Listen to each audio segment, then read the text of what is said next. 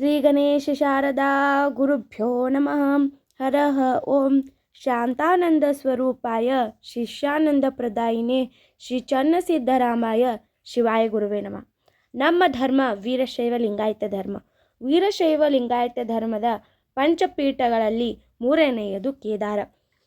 ಉಕ್ಕಿಮಠ ಯುಗಗಳ ಹಿಂದೆ ಅವತರಿಸಿರುವ ಜಗದ್ಗುರು ಪಂಚಾಚಾರ್ಯರಿಂದ ಸ್ಥಾಪಿತಗೊಂಡಿರುವ ಸನಾತನ ಪಂಚಪೀಠಗಳು ದೇಶದ ಮೂಲ ಧಾರ್ಮಿಕ ಪರಂಪರೆಯ ರಕ್ಷಣೆಗೆ ಕಟಿಬದ್ಧವಾಗಿದೆ ಎಂದು ಕೇದಾರ್ ವೈರಾಗ್ಯ ಪೀಠದ ಜಗದ್ಗುರು ರಾವಲ್ ಶ್ರೀ ಭೀಮಾಶಂಕರಲಿಂಗ ಶಿವಾಚಾರ್ಯ ಭಗವತ್ಪಾದಕರು ಭರವಸೆ ನೀಡಿದ್ದಾರೆ.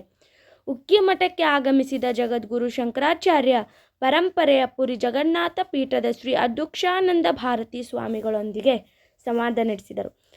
ಅವರು ಹೀಗೆ ಅಭಿಪ್ರಾಯಿಸಿದ್ದಾರೆ. ದೇಶದ ಧಾರ್ಮಿಕ ಇತಿಹಾಸದಲ್ಲಿ ಜಗದ್ಗುರು ಪಂಚಾಚಾರ್ಯರು ಸ್ಥಾಪಿಸಿದ ಪಂಚಪೀಠಗಳು ಹಾಗೂ ಶಂಕರಾಚಾರ್ಯರು ಸ್ಥಾಪಿಸಿದ ಚತುರಾಮನ್ಯ ಪೀಠಗಳು ಸನಾತನವಾಗಿದೆ.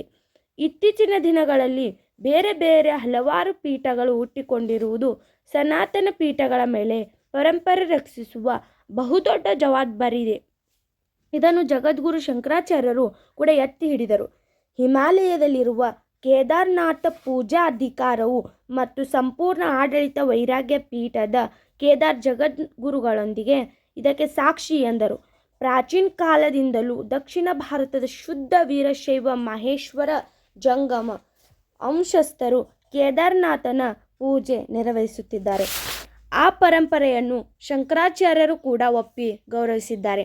ಅದೇ ಹಿನ್ನೆಲೆ ಶಂಕರಾಚಾರ್ಯ ಪರಂಪರೆಯ ಪುರಿ ಜಗನ್ನಾಥ ಪೀಠದ ಶ್ರೀ ಸ್ವಾಮಿ ಅಧ್ಯಕ್ಷಾನಂದ ಮಹಾರಾಜರು ಕೇದಾರಕ್ಕೆ ಆಗಮಿಸಿ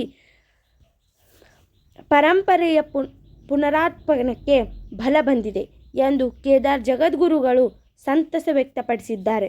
ಕೇದಾರ್ ಜಗದ್ಗುರುಗಳೊಂದಿಗೆ ಧರ್ಮ ಪರಂಪರೆ ರಕ್ಷಣೆ ಕುರಿತು ನಡೆದ ಚರ್ಚೆಯಲ್ಲಿ ಇತಿಹಾಸದ ಅಂಶಗಳಿಂದ ಪಂಚಪೀಠಗಳು ಆದಿ ಮತ್ತು ಅನಾದಿ ಎಂಬುದು ಮನವರಿಕೆಯಾಗುತ್ತದೆ ಎಂದು ಪುರಿ ಜಗನ್ನಾಥ ಪೀಠದ ಶ್ರೀ ಸ್ವಾಮಿ ಅಧ್ಯಕ್ಷಾನಂದ ಸ್ವಾಮಿಗಳು ಅಭಿಪ್ರಾಯಿಸಿದ್ದಾರೆ.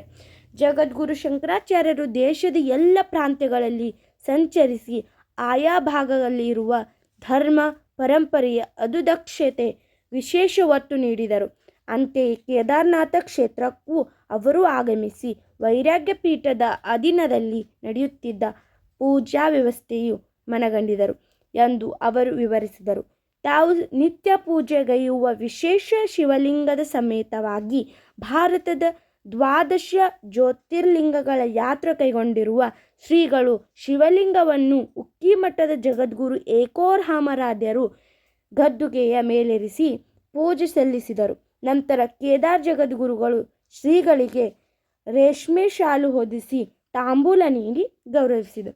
ಇದೆಲ್ಲವೂ ಕೇದಾರ ಪಂಚಪೀಠದ ಮಾಹಿತಿಯಾಗಿದೆ. ಮುಂದಿನ ವಿಡಿಯೋದಲ್ಲಿ ನಮ್ಮ ಪಂಚಪೀಠಗಳಲ್ಲಿ 4ನೆಯದು ಶ್ರೀಶೈಲ. ಎಲ್ಲರೂ ಯೂಟ್ಯೂಬ್ ಚಾನಲ್ಗೆ ಸಬ್ಸ್ಕ್ರೈಬ್ ಮಾಡೋದನ್ನು ಮರಿಬೇಡಿ. ಧನ್ಯವಾದಗಳು.